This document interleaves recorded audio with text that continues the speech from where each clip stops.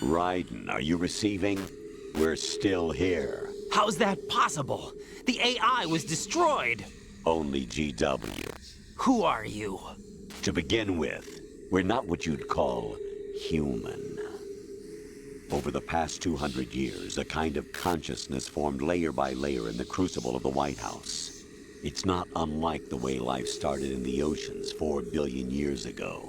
The White House was our primordial soup, a base of evolution. We are formless.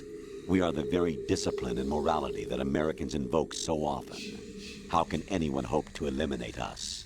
As long as this nation exists, so will we. Cut the crap! If you're immortal, why would you take away individual freedoms and censor the net? Jack, don't be silly. Don't you know that our plans have your interests, not ours, in mind? What? Jack, listen carefully, like a good boy. The mapping of the human genome was completed early this century. As a result, the evolutionary log of the human race lay open to us.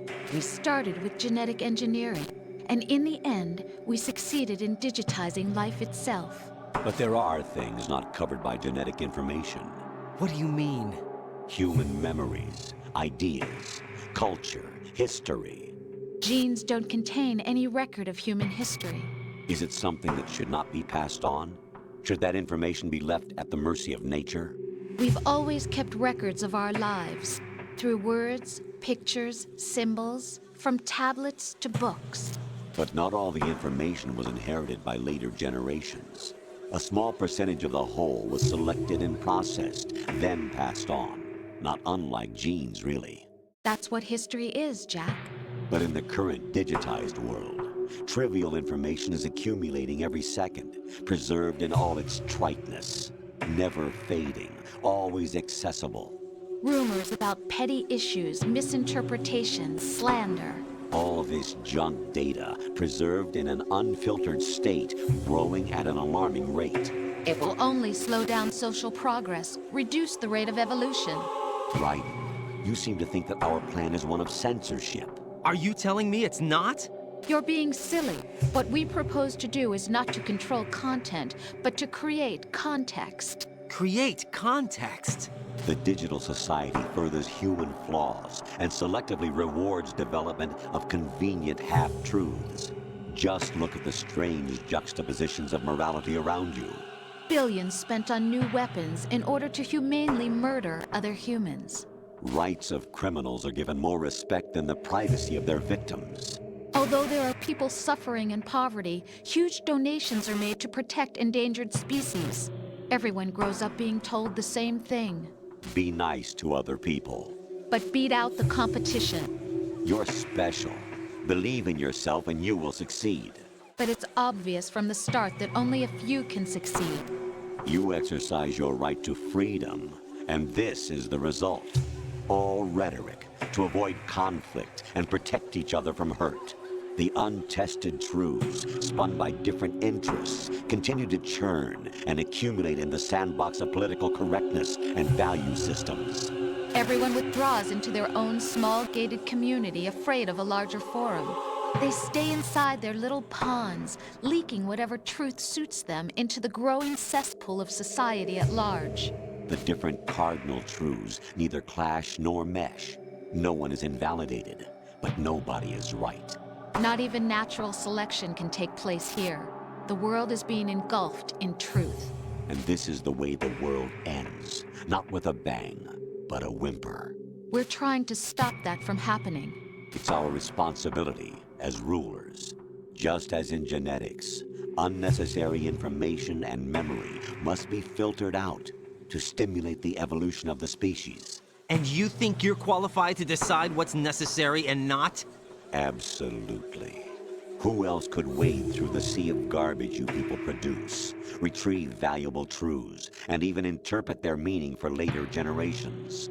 That's what it means to create context. I'll decide for myself what to believe and what to pass on.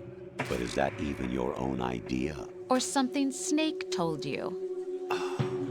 That's the proof of your incompetence right there. You lack the qualifications to exercise free will. That's not true. I have the right. Does something like a self exist inside of you? That which you call self serves as nothing more than a mask to cover your own being. In this era of ready-made truths, self is just something used to preserve those positive emotions that you occasionally feel. Another possibility is that self is a concept you conveniently borrowed under the logic that it would endow you with some sense of strength. That's crap! Is it? Would you prefer that someone else tell you? All right then. Explain it to him. Jack, you're simply the best, and you got there all by yourself. Oh, what happened? Do you feel lost? Why not try a bit of soul searching? Don't think you'll find anything, though. Ironic that although self is something that you yourself fashioned, every time something goes wrong, you turn around and place the blame on something else. It's not my fault. It's not your fault. In denial, you simply resort to looking for another, more convenient truth in order to make yourself feel better. Leaving behind in an instant the so-called truth you once embraced. Should someone like that be able to decide what is truth?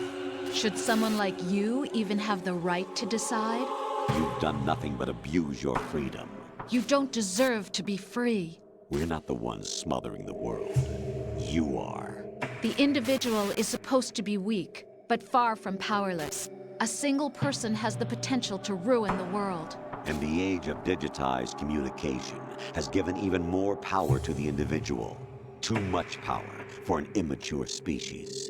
Building a legacy involves figuring out what is wanted and what needs to be done for that goal. All this you used to struggle with. Now we think for you. We are your guardians, after all. You want to control human thought? Human behavior? Of course. Anything can be quantified nowadays. That's what this exercise was designed to prove. You fell in love with me just as you were meant to, after all. Isn't that right, Jack? Ocelot was not told the whole truth, to say the least. We rule an entire nation. Of what interest would a single soldier, no matter how able, be to us? The S3 plan does not stand for solid snake simulation. What it does stand for is selection for societal sanity.